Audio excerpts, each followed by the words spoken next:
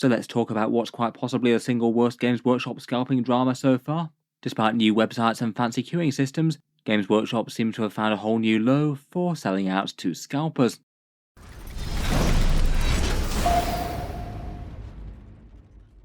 Hello and welcome back to Warspets Tactics, where today I thought I'd catch up with the Saturday pre-orders and the fiasco that Games Workshop had with this little red book. It seems that there's really quite a massive amount of people very unhappy as to how badly Games Workshop has handled this one. This of course isn't anything enormously new. Games Workshop do have a huge history with things getting scalped. From the model kit point of view, perhaps some of the most notorious ones were the Indomitus box when they teased that for months and then it sold out in like 15 minutes. And the same for the launch of Lionel Johnson, massively anticipated and initially released in a limited edition box set alongside some Blade Guard, that sold out spectacularly quickly. And most people who wanted to get their hands on the sculpt of the Primarch of the Dark Angels had to wait until the individual release later. Unfortunately, Games Workshop does tend to offer a bit of a perfect storm of box sets that come out with limited releases, and a fan base that's really quite prepared to drop massive amounts of money on the things that they really want. The biggest whale customers around seeming to be willing to pay very inflated amounts of several times what Games Workshop was asking to get their hands on something if they really want it. For all the well-known scandals in the past, though, it looks like the release of this limited edition book might well have set new records for Games Workshop. It certainly does look pretty comparable to Lionel Johnson's release, if not slightly worse. Plenty of you, I'm sure, will be well aware.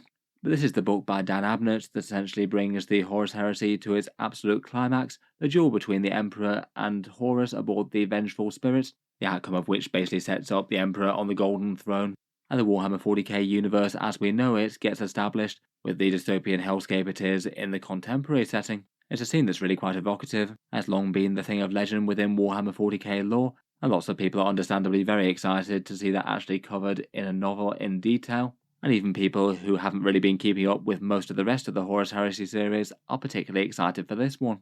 In any case, the book went up for pre-order yesterday. It is available just as a standard normal cover copybook, plus the other offerings like ebook, but it's this limited collector's edition that seems to be the one that's causing all the controversy, getting scalped, and apparently there's supposedly only 2,500 ones of these in existence, all of them signed by Dan Abnett himself, and on the Warhammer community advert for this, it's described as a luxurious faux leather cover with debossed gold details and a cast metal emblem of the Golden Throne, plus some artwork inside. They've been doing these with the other volumes of the same series, and these two have been ones that have just massively attracted the attention of scalpers. The asking price for this from Games Workshop is £50, considerably more than the standard book. They're still maybe in the realms of sanity for what a book should cost, but it seems like the scalpers have it going for much more. Perhaps the most disappointing thing about this is that the GW queuing system seems to have been just utterly ineffective in having any sort of impact in stopping this getting scalped. I'm sure a few of you will have run into this at one point or another. They had it up when Leviathan went live, and a few other big ticket releases in their web store. It basically puts you in a queuing page and gives you a rough sort of estimate as to how long you might be waiting. As best I can tell, as well as just having it triggered on the manual for big events, it looks like it might kick in automatically when website traffic gets really big. I have seen the queue thing just turn up for a little bit at certain times around pre-orders and then just completely go away. Games Workshop do seem to have been hoping that this would have solved their problems. They said on their launch for this that a queue will be in place at Warhammer.com to ensure fairness, but as mentioned it doesn't look like it worked for the release at all. As best I can tell from trawling through a whole load of Reddit posts and people venting their frustrations, it looks like even for the people who got into the web store at around about 10 AM, usually the time when things tend to go on sale for Games Workshop, they weren't able to pick anything up. Between the lucky few who actually got copies and the scalpers buying everything, it seems that Games Workshop lost their entire stock within minutes of it going live. Pretty disappointing considering that wasn't the case for all releases that they've had in the past. Say for example Leviathan managed to hold out till a fair bit later in the day. So having this go spectacularly quickly just feels like the queue wasn't working at all. Supposedly what's happening is that there's a bit of a war of technical innovations between seller and scalper. The way that the scalpers win the game is just by flooding Games Workshop's website with enormous amounts of bots, so the ones that reach the front of the queue are quite likely to be bots, and then can select and purchase an item near instantly. So you're competing against something that's got completely inhuman speeds. There's no other way that individual scalpers will be able to wind up with say 20 plus copies, supposedly all bought within the first couple of minutes of this thing going live, and particularly with a queue system in place. The majority of comments that I've seen seem to think that around about 10 AM UK time, the UK stock already seemed to be gone. Often Games Workshop's pre-orders seem to go live just a little bit before 10 AM, though it does seem to be a little bit random. There's also quite a lot of talk about the waiting times in the queue looking like it's doing weird things, fluctuating massively from short amounts to long amounts. And then when you actually get to the web store, you need to be kind of careful, as refreshing and things might occasionally lead you to be booted out and put back in the queue, even if you'd got in. Perhaps the focal point of the online anger has been one Reddit thread that I saw on R40k. Someone reposted a scalper supposedly bragging about the purchases that they managed to make. This one was apparently a repost of a short video shared to Twitter, where one person felt like they wanted to stoke a bit of online anger a little bit further, just showing just how many orders that they'd managed to achieve, apparently at 9:54 AM. All these transactions for £50. It's hard to count the exact numbers that they got, but it looks like they had at least 25 copies. That'll be 1% already of the limited release counted for right there. Never mind the fact that it's going to be a much bigger chunk of the UK supply, given that Games Workshop has these shipped out for region-locked releases. Then, just in case there was any doubt as to what's happening with the scalpers, here's a slightly depressing look at eBay. Looking back at sold items for the last few days, it looks like there's around about 300 sold copies of this. There might be a few ones that are popping up there that are copies of the previous two books, but the majority of them are End and Death Volume 3.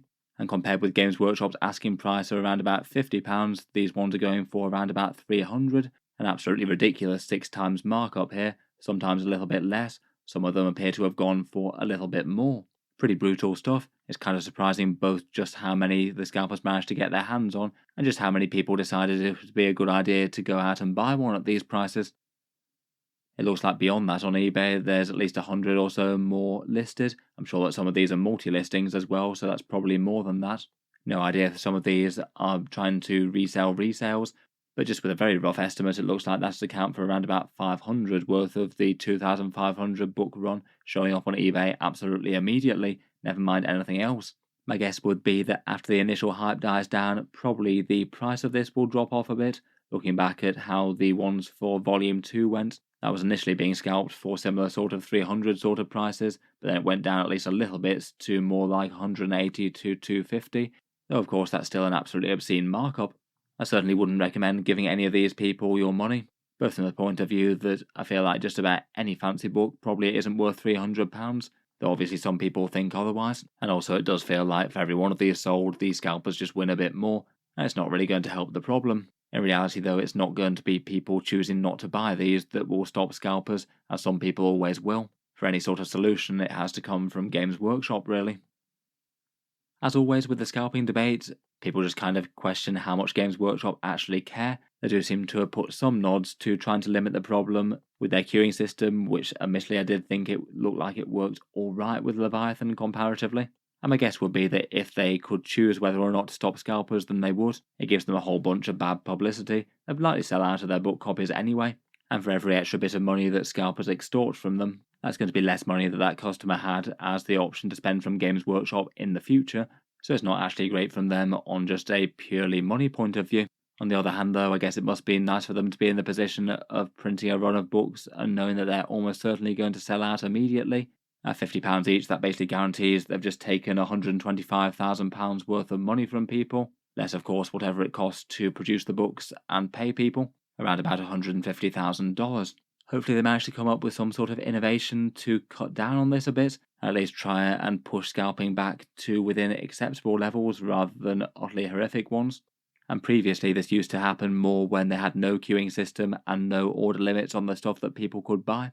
But now despite them going out with both of those things, limits on how many you can purchase of these limited edition copies, and also I suppose a queuing system, the scalpers just seem to have caught up with technology and have rendered them obsolete. A lot of the debate that I saw talked about trying to limit orders more by the endpoint, either the exact payment method, the registered billing address, or the shipping address, though potentially all of those could have their downsides. The exact payment method could be got around with multiple PayPal accounts, or by using gift vouchers to circumvent that, though I suppose you could say that they couldn't be used on these exact sales. And limiting by addresses might not work when you've got multiple collectors inside one house. That could feel very arbitrary.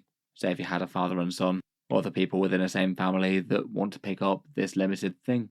Otherwise, as per always, they can just make more, though I guess that's kind of the point of these limited book runs in the first place.